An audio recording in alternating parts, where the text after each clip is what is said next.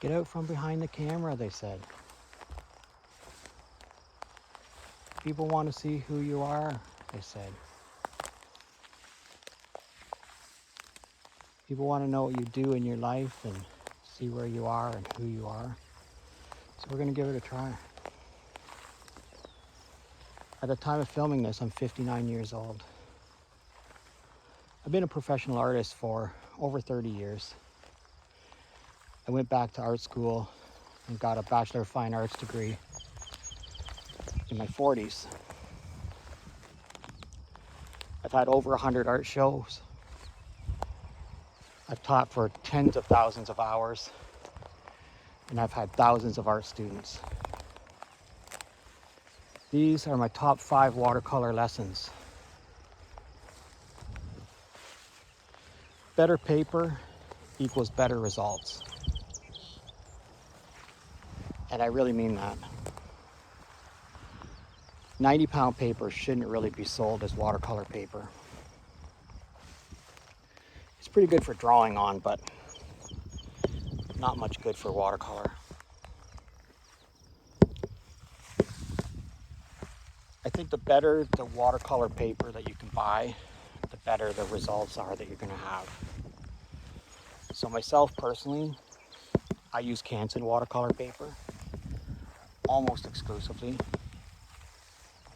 It's 140-pound watercolor paper. It's got a little bit of tooth on one side. It's a little bit rough on one side and fairly smooth on the other side. And that's why I like it.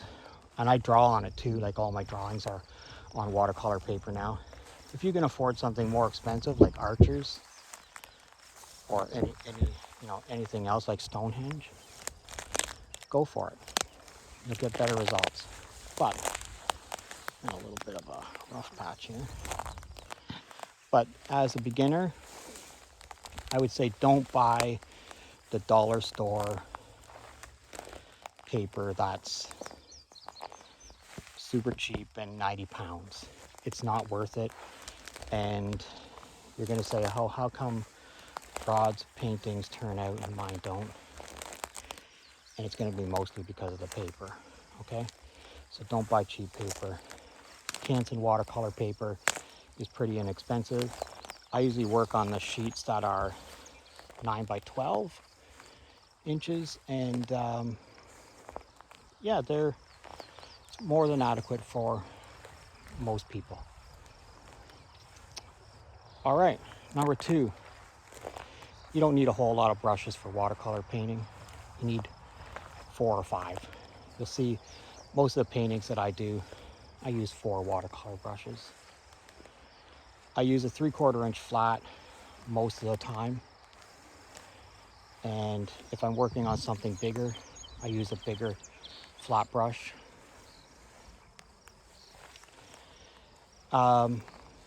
I use a number 4 round and a number 1 round. The number 1 round I use most of the time. I sharpened one end of it with the utility knife, the wooden end of it with the utility knife, and that's what I use to scribe with most of the time.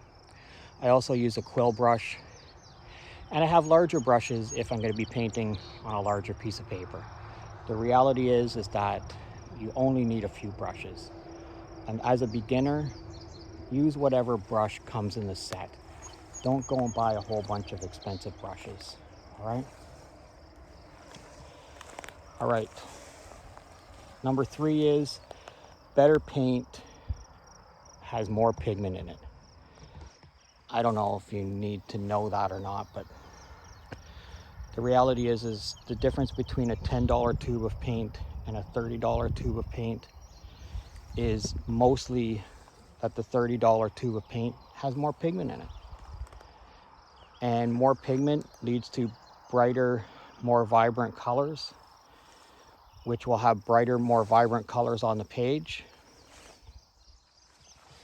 And in general, it mixes better, and it has a better blending effect. You'll see it just blends a whole lot better on the page. So really think about, in the beginning, before, when you're starting at the very beginning, don't go and buy expensive paint, okay? Buy a cheap paint set. Use the brush that's in it. And see if watercolor painting is something that you want to do. It might not even be something that you're even interested in doing, or you might find it frustrating, or, yeah, it's frustrating, but it ends up being a lot of fun in the end. All right, number 4 is practice makes perfect. There's no substitute for practice. You know this. There's no substitute for going to sit down with your paint set, working with your paint set every day, trying to make a painting every day. There's no substitute for that. And there's no shortcut. Paint every day. The other thing I would say is, if you pack up all your painting stuff every time and you don't have a dedicated spot, and a dedicated spot can be a TV tray that you shove underneath your couch. That could be your dedicated spot. But if all your stuff is set up, I guarantee you're going to paint more. If all of your stuff is in one spot and you don't have to unpack it every time, you're going to paint more. That's all there is to it. And you're going to have a better time with it, because it's not going to be a 10-minute setup process. You're just going to go and be able to pick up your brush and get some fresh water, and away you go. Okay, so leave your stuff set up, practice every day. And practice doesn't have to be 2 hours. I mean, if you have 2 hours to dedicate to it, go crazy. But I think practice needs to be a few minutes of concerted effort. No TV going, no radio going, nobody talking to you in the background. It's just you and your paints. You're trying to put something on the page in a clear, concise manner. All right? I could go on about practice all day long, because I have students all the time who say to me, when am I going to get as good as Rod? Well, I've been painting since I was a little kid. I've painted every day basically for 30 or 40 years, with a few exceptions. So do you have that much time left in your life that you want to dedicate to this? Because I'm going to keep painting for the rest of my life. It's one of those activities that you clearly can do for the rest of your life. All right. Point number 5. It's something that I call the chaos theory. Why is it I can do 2 paintings side by side at the same time, in the same place, with the same paper and the same pigment and the same brushes, and one turns out to be a masterpiece and one is recycling? I want to know. I've thought about it, I've done it, I've tested it as a theory. It's almost always true. So what's the difference? Why is it one turns out to be brilliant and the other one is recycling? There's a lot of chaos in watercolor, especially, art in general, but watercolor especially. Like, why is it that we have these wonderful paintings and right beside it is something that looks like a 3-year-old did it? I mean, some 3-year-olds do some fantastic stuff, but my point is, not everything turns out. And you really need to get that into your head as an artist. You really need to get into your head that not everything turns out, and not everything is going to turn out. Be okay with it. Think of it as just the previous point. Think of it as practice. Everything is an experiment. Some experiments turn out, some experiments not so much. All right, so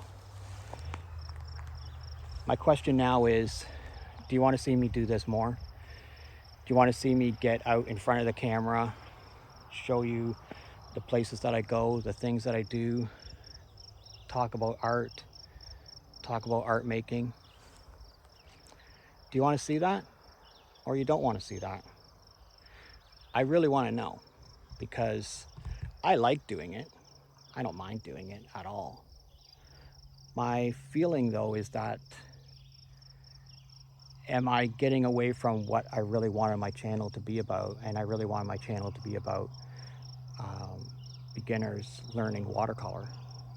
So let me know in the comment section. I'd love to hear from you, and I'd love to know where you're from. If you could drop me a comment in the comment section, let me know where you're from. I would really appreciate it. I love hearing where people are from. And as always, if you're currently a subscriber, thank you very much. And if you're not currently a subscriber, please consider subscribing to my channel. I love hearing from you. Thanks a lot for watching, and we'll see you again real soon.